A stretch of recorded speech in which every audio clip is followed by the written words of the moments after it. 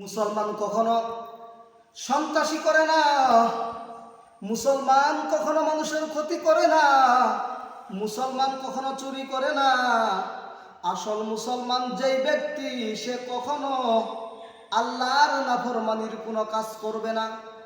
আমার বন্ধুগণ, সম্মানিত মসজিদের মুসল্লি, আল্লাহ রাব্বুল আলামিনের হাবিব সাল্লাল্লাহু আলাইহি ওয়াসাল্লামের একজন সাহাবী হযরত আমর ইবনুল আস রাদিয়াল্লাহু তাআলা আনহু, তিনি নেতৃত্ব দিচ্ছেন যুদ্ধের জন্য। যুদ্ধ হবে, জেরুজালেমের চৌরাস্তার মোড় পর্যন্ত যুদ্ধ করতে করতে মুসলমানদের সেনাপতির অনুমতি নিয়ে সকল সৈন্যরা তারা সেখানে যুদ্ধ করতে করতে চলে গিয়েছিলেন।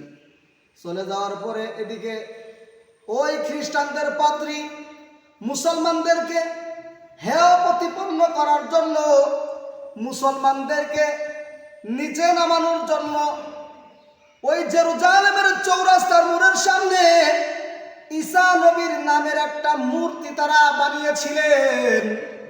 ঈসা নবীর নামের মূর্তি বানাইয়েছিলেন। ওই মূর্তির নাকটা ওই পাদ্রী ভেঙ্গে পাদ্রীর পকেটের মধ্যে লুকাইয়া যুদ্ধ যখন থেমে গেল, তখন পাদ্রী আওয়াজ ছড়িয়ে দিল, মুসলমানরা যেহেতু যুদ্ধ করতে করতে জেরুজালেমের চৌরাস্তার মোড় পর্যন্ত চলে আসছিল, এই জন্য আমাদের ঈসা নবীর মূর্তির নাক ভাঙছে মুসলমান যারা, তারা ঈসা নবীর নামের মূর্তির নাক ভাঙছে যারা মুসলমান যুদ্ধ করতে এসেছিল তারা। খবরটা পৌঁছায় দিল। ওই সময় মুসলমান যারা ছিলেন তাদের সেনাপতি ছিলেন হযরত আমর ইবনুল আস রাদিয়াল্লাহু তাআলা আনহু। তার কাছে খবরটা চলে আসলো, আমরা লক্ষ্য করেছি মুসলমানরা যুদ্ধ করতে করতে জেরুজালেমের চৌরাস্তার মোড় পর্যন্ত যেহেতু চলে আসছিল, আমাদের ঈসা নবীর নাক ভাঙছে, ওই মূর্তির নাক ভাঙছে। কে ভাঙছে ওই লোকটাকে আমাদের কাছে সুপর্দ করে দাও।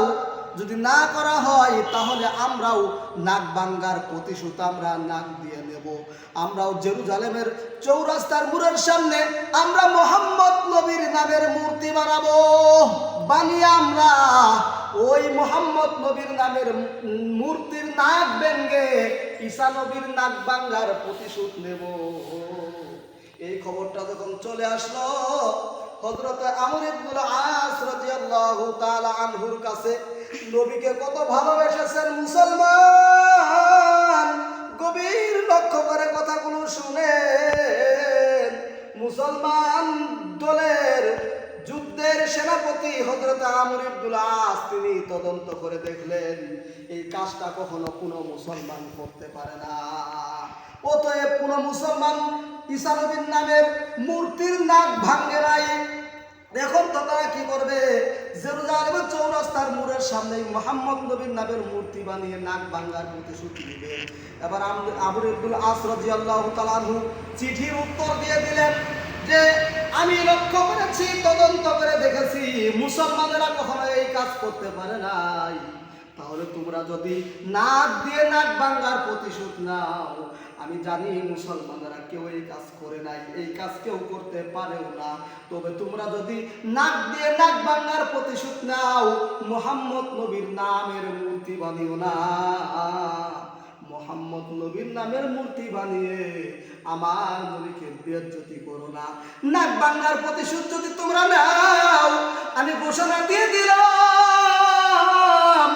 আমি আমর ইবনুল আসের তাজা নাকটা নবীর প্রেমের জন্য দিয়ে দেব। খবরটা যখন চলে গেল তাদের কাছে, বিরোধী দলের কাছে যখন চলে গেল, তারা চিন্তা করলো ব্যাপারটা কেমন। মুসলিম দলের সেনাপতির নাক কাটা হবে, প্রস্তুত নিলেন নাক ভাঙার জন্য, তাজা নাক কাটার জন্য প্রস্তুত নিলেন। এবার খবরটা চলে আসলো। এবার ওই পাদ্রীরা তারা সবাই মিলে একটা মঞ্চ তৈরি করলো। মঞ্চের ভিতরে মুসলিম দলের সেনাপতি আমর ইবনুল আস রাদিয়াল্লাহু তাআলা আনহুর নাক কাটবে, কিন্তু মুসলিম দলের সকল কর্মীরা, যুদ্ধের সৈন্য যারা ছিল, সেনাপতি যারা ছিল, সকলেই হাসে, কিন্তু মুসলমানরা সবাই কান্দে। কিন্তু আমর ইবনুল আস রাদিয়াল্লাহু তাআলা আনহু হাসে। তিনি এই কারণে হাসে, তিনি জানেন মুসলমানেরা এই কাজ কখনো করতে পারে না। এবার আমর ইবনুল আস রাদিয়াল্লাহু তাআলা আনহু সামনের দিকে আগাচ্ছেন। এবার পাদ্রী বলল, জল্লাদ তুমি আগাও নাক কাটার জন্য। মুসলিম শিবিরের মধ্যে, মুসলিমদের মধ্যে কান্নার রোল পড়ে গেছে, সবাই কান্দে, নাক কাটা হবে মুসলমান দলের সেনাপতির। কিন্তু যখনই নাকি নাক কাটার জন্য জাল্লাদ রওনা করলো, আমর ইবনুল আস রাদিয়াল্লাহু তাআলা আনহু তাজা নাক কাটবে, তখন যেই পাদ্রীটা ঈসা নবীর নামের মূর্তির নাক ভাঙছিল, নাকটা পকেটের মধ্যে লুকাইয়া রাখছিল, তিনি বলছে, জাল্লাদ থাম থাম থাম, মুসলমানেরা কখনো এই কাজ করতে পারে না। মুসলমানদের নবীকে এত মহব্বত করে তারা, যে তারা নিজেরা মুহাম্মদ নবীর নামের মূর্তিটা বানিয়ে অপমান করবে, এটা কখনো তারা সহ্য করে না। অতএব মুসলমানেরা কেউ নাক ভাঙে না। এই যে দেখো, আমি ঈসা নবীর নাক ভাঙছিলাম, আমি একমাত্র পরীক্ষা করার জন্য যে মুসলমানদের নবীর প্রতি কেমন মহব্বত আছে। এই জন্য আমি দেখলাম যে মুসলিম দলের সেনাপতির ইমান এত সুন্দর, এত সবল, তারা নিজের তাজা নাক দিতে চায়, নবীর অপমান হইতে তারা দেয় না। আইরে আইরে আয়, সেই পতাকার তলে আয়, সবাই মিলে কালিমা পড়ে মুসলমান হয়ে যায়। পাদ্রী সহ হযরত আমর ইবনুল আসের নেতৃত্বে পুরা 14,000 খ্রিস্টান কালিমা পড়ে মুসলমান হয়ে যায়।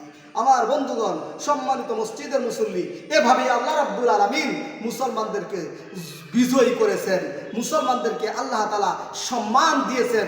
কারণ মুসলমানদের ঈমান, মুসলমানদের আকীদা আল্লাহ রাব্বুল আলামিনের কাছে যদি কেউ ঈমানের উপরে অটল থাকে, আল্লাহ তাআলা তাদেরকে অবশ্যই বিজয় দান করবেন। আল্লাহ রাব্বুল আলামিন আমাদের সকলকে মুসলমানদের মতো, সাহাবায়ে কেরামদের মতো পাকাপোক্ত ঈমান অর্জন করার তৌফিক আল্লাহ তাআলা দান করুন।